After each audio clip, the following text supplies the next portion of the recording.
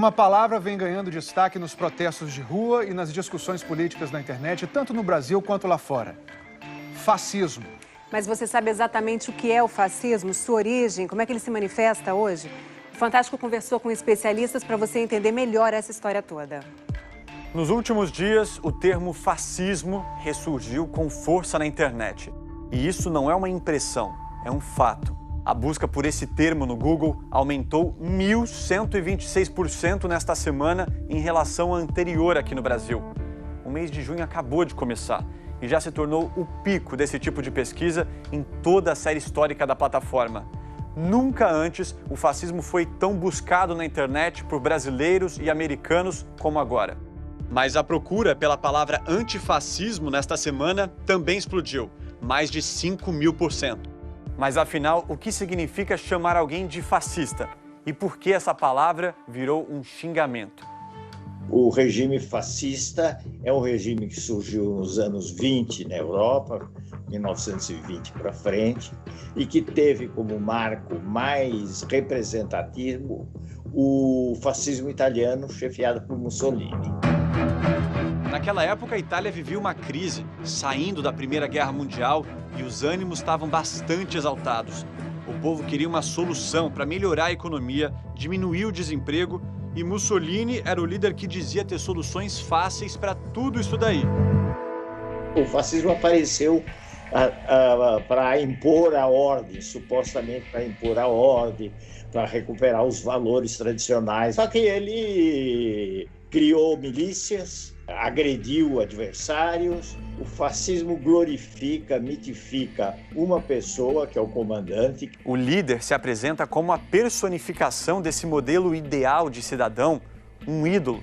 Totalmente populista, absolutamente populista. Muitas vezes olha para um passado distante e vê naquele passado um tipo ideal, a perfeição da nacionalidade. E por isso o líder, que seria o símbolo dessa nação, se acha o dono da verdade, numa tentativa de convencer as pessoas a não buscarem outras opiniões. Mussolini tem sempre a razão. A tentativa de silenciar oponentes políticos, a tentativa de criar um mundo onde as pessoas são divididas entre amigos e inimigos. Como se o mundo fosse dividido entre os que concordam e os que discordam. O fascismo não suporta a diversidade e, por isso, tanto controle.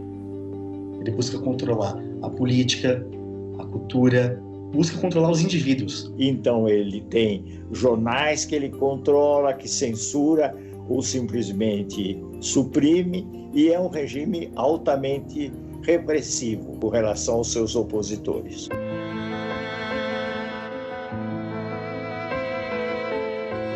O professor Boris Fausto conta que Mussolini criou todo esse sistema opressor, prometendo aos italianos o sonho de um país mais forte. Pelo menos de um mundo em que a Itália estaria reconhecida como uma grande potência.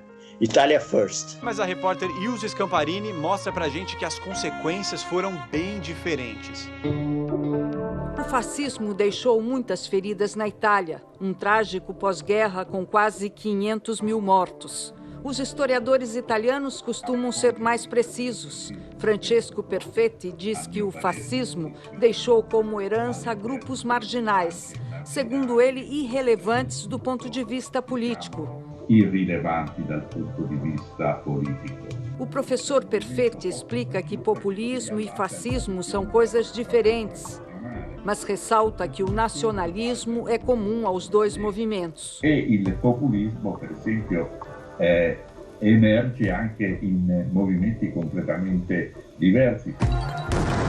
Ele diz que existem ondas nostálgicas do fascismo ou neofascistas, mas são sempre movimentos extremistas que não possuem um futuro político. O fascismo foi uma experiência italiana que aconteceu aqui num determinado momento histórico e que, como tal, não pode se repetir. Non è, per così dire, ripetibile da un punto di vista storico. Os historiadores brasileiros ouvidos pelo Fantástico também não acreditam que o fascismo, como antigamente, tenha voltado. Eu acho que ele não está voltando, mas tem coisas afins aos fascistas que estão despertando.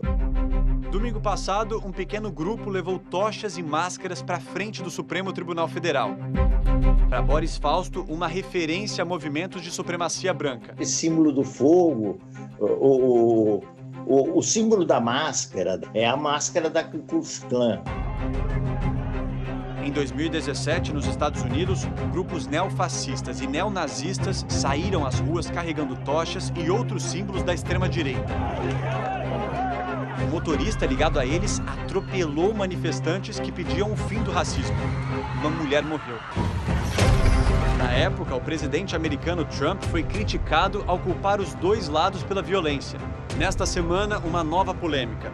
Trump, em meio aos protestos contra o racismo depois da morte de George Floyd, apontou como responsável pelos casos de vandalismo o movimento Antifa, uma abreviação para os antifascistas, e disse que enquadraria o grupo como terrorista.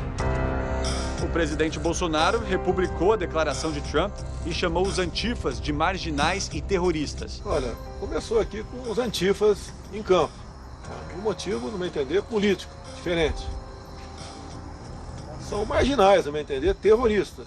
Na semana anterior, Bolsonaro tinha postado um vídeo com uma frase usada por Benito Mussolini, o líder fascista que prometeu aos italianos a glória, mas que levou o país a uma crise ainda mais grave e a derrota na Segunda Guerra Mundial. Não se pode retroceder no direito de expressão, né?